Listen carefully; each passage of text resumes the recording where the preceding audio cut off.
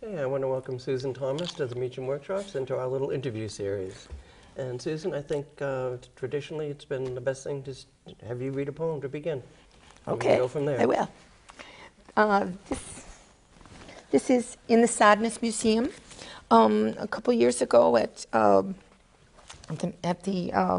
AWP conference in Chicago, they had an exhibit called the Sadness Museum. And there were cards, kind of like baseball cards, that people had sent in of their particular sadness.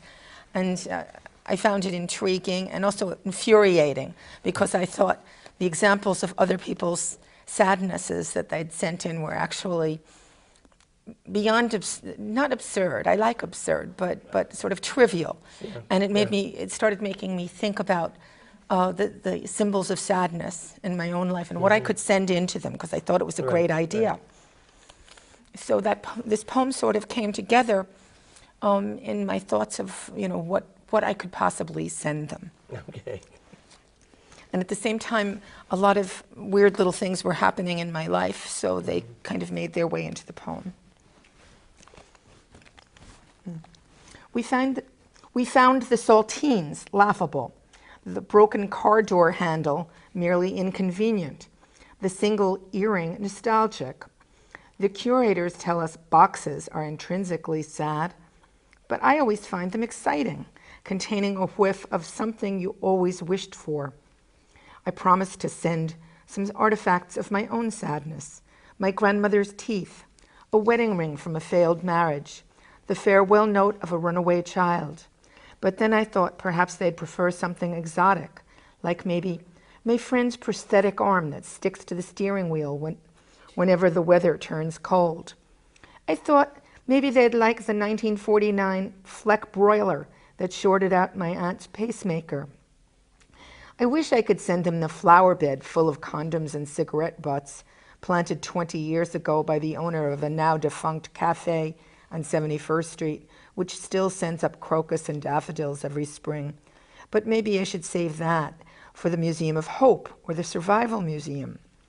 Should I send my rejection slips or the baby teeth I collected before my children found my stash, losing faith in both the tooth fairy and me at the very same moment? Maybe I could send them my favorite doll, headless now, but how could I throw her away? Do they want my son's favorite stretch suit, striped terry cloth, the knees worn out, a vestigial elephant appliqued on one side? He's grown now with a child of his own, but still I pine for the baby that filled the suit. And of course, at last, there's the artifact me, so differently put together than the original, so sadly asthmatic, itchy, gray, and puffy-eyed, so lumpy, weak-kneed, often exhausted, and yet still trying so hard to be something I once imagined. So not really hitting the mark, an odd little bundle of nerves and enthusiasm, still idiotically hopeful, never sad, but sometimes on the brink. The tone of that is really amazing.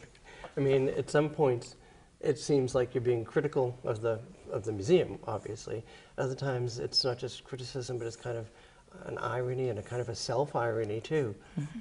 It's really, really complex how you do that. I think it's pretty amazing. Do you find that you like to mix up tones like that in your other poems, too? Yes, I do. I think I even have trouble with it sometimes. I think I often think about 10 things at the same time and 10 opinions at the same time, and they all sort of rush forward and try to take the place of, jump in front of each other, and I have to sort of tone them down. But I think when I go back to revise a poem, I try to find 2 or 3 that actually work together instead of the 9 of them that jump forward at the same time. And the process that you go through to do that, and a friend of mine, Thomas Schalleman, writes almost line or 2 at a time, and then he has to jump up and do something else and then come back to it. Because he has that same, I've never asked Dean Young, but I suspect that he works in a similar way. And Dara Wire. Yeah. So in the actual process of writing, how does that work? I think that's pretty much what happens to me. Often a lot of it comes when I'm walking or dancing or taking a bath. But also I really have to write and then jump up and do something else. Really often I farm in the summertime, I garden in the summertime.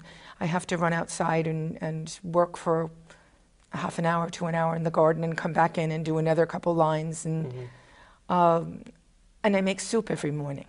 And I have to run downstairs and stir the soup and put something else in it and then come back up. But meanwhile, I really am thinking the poem. I'm just having to, I don't know, calm down my influences. Do you see a connection between the actual process of gardening and Oh, and your definitely. writing? Yes, absolutely. And when I teach kids to garden, I teach it metaphorically so that they can apply it to whatever else they're doing in their lives. Wow. And I think also, I mean, you mentioned dancing. Yeah. Has that been a big influence?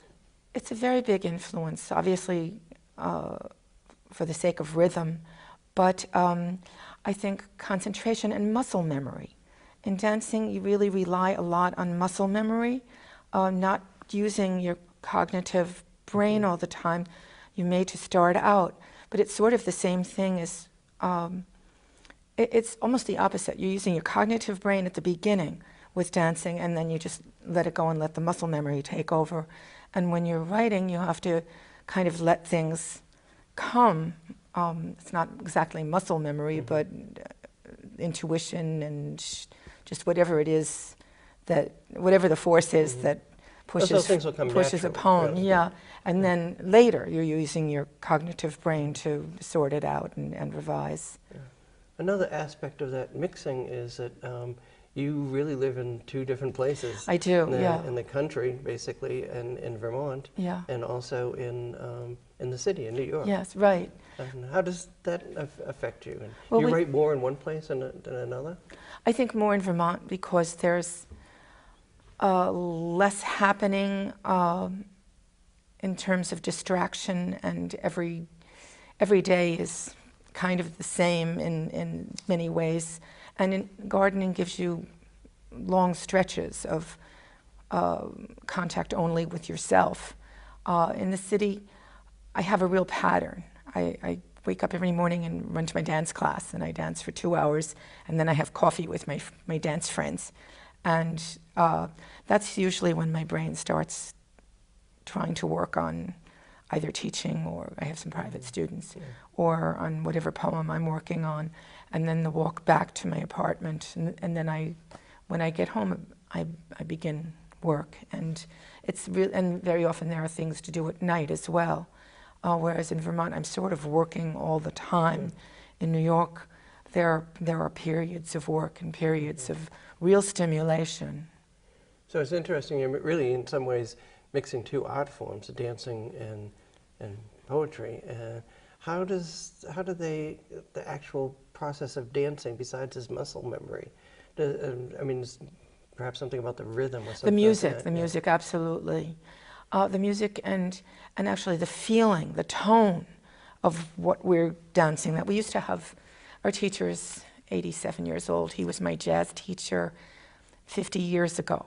When I was a ballet dancer, I was in a small ballet company in New York, and we were all told we had to learn jazz because it was the new idiom for choreography. And then I've had illnesses, so for about 30 years I didn't dance at all. And then I started taking big medicine in my 60s, prednisone, and it enabled me to move all these things that didn't move before. And I met Luigi, my old jazz teacher, on the street again, and he said, "Oh, you come to the 11 o'clock." So there you are. So there I am. I'm at the 11 o'clock every morning. And then recently I started to do tap dance, which I had been forbidden as a child, and I really wanted to do it. So I found this senior tap dance class in a senior center in my neighborhood. But unfortunately, apparently I'm not built to do tap dance, so I've messed up my Achilles tendon and my ankle. But I'll try again, Why I were you guess. forbidden to do tap dancing? Oh, because I was going to be a ballet dancer. Oh, I see. In those days, Yeah, we studied with Russians, and Russians gave you ballet, character, and then point, but you never did anything else. You would never go to Martha Graham. You would never do tap. Oof.